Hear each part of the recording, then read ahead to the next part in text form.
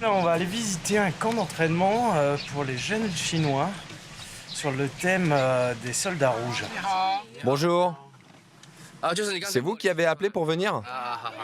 Ils vont faire des activités avec des jets de grenades remplies d'eau, ils portent des charges. Ils vont aussi attraper les méchants propriétaires terriens. On reste sur une thématique communiste où le gentil est le paysan et le méchant est le bourgeois ou le japonais. Alors on y va. Là, je me déguise en général cochon. Ah, est-ce que je suis bien là? C'est magnifique. Le général Cochon, c'est la caricature du bourgeois qui s'empiffre, exploite les gentils villageois et enlève leurs enfants.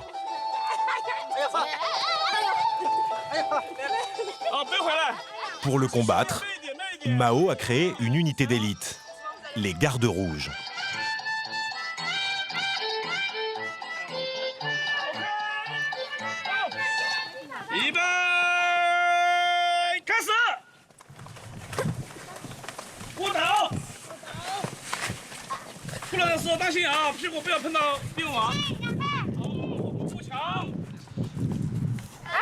Je ne t'aide pas. Regarde devant toi. Fais-le tout seul. Lâche la main de ta maman. J'ai peur. Allez. Passe là-dedans.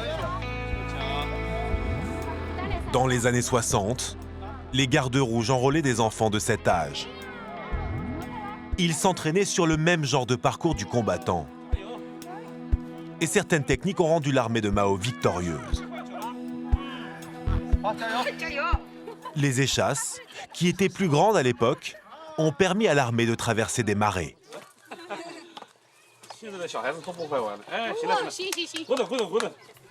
Bon, c'est pas simple, hein.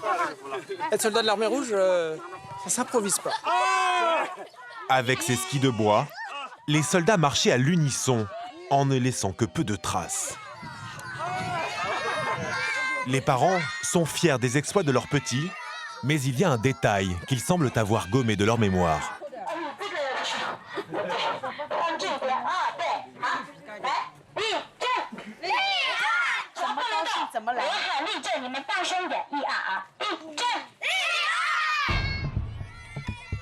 Ces familles ont oublié que les Gardes Rouges étaient loin d'être des tendres. Sous Mao, ce sont eux qui menaient la chasse aux intellectuels et aux bourgeois, soi-disant ennemis du régime.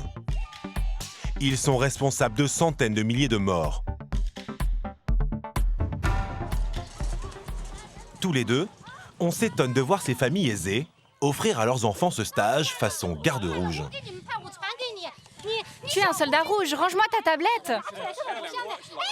Regarde ton père, je vais faire des photos. Des bourgeois qui entraînent leurs enfants à faire la chasse aux bourgeois. C'est à n'y rien comprendre. Toi, t'es un capitaliste. Fais pas le malin. Toi, t'es un japonais. Et ça, c'est un bourgeois. Il faut tous les éliminer.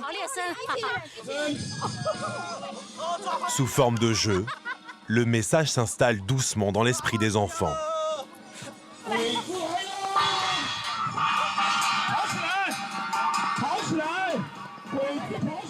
Attrapez le japonais. N'oubliez pas le bourgeois. Venez, on les emmène au tribunal. Approchez-vous, les soldats rouges. Vous allez crier « Abat les bourgeois !» avec les poings bien fermés. « Abat les monstres japonais !»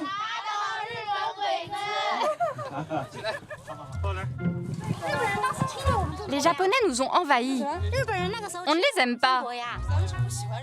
Les Japonais ont occupé la Chine pendant la Seconde Guerre mondiale.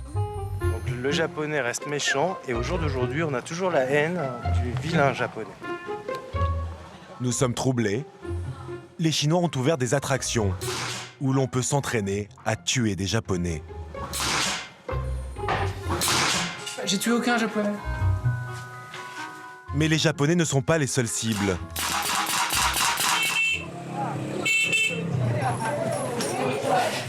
Axel, entre dans la peau d'un soldat communiste.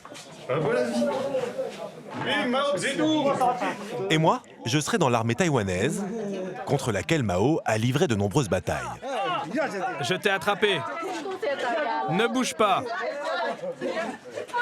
Il va y avoir une reconstitution de la bataille contre les Taïwanais. Et c'est vrai que c'est un petit peu comme si, encore aujourd'hui, en France, on faisait des reconstitutions contre les Allemands et qu'on les ridiculisait. Surtout qu'on trouverait ça très très drôle. Parce que tout se fait dans une ambiance très détendue.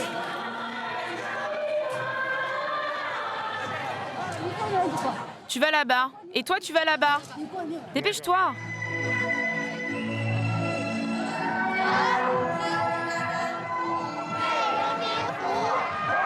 Visiblement, la fête a commencé.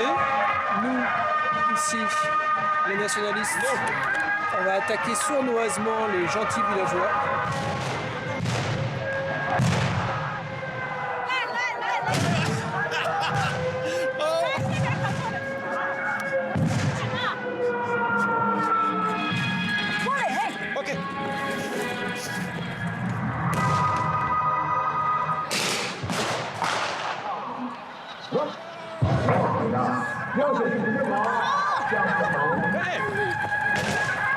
Forcément, l'armée de Mao est victorieuse.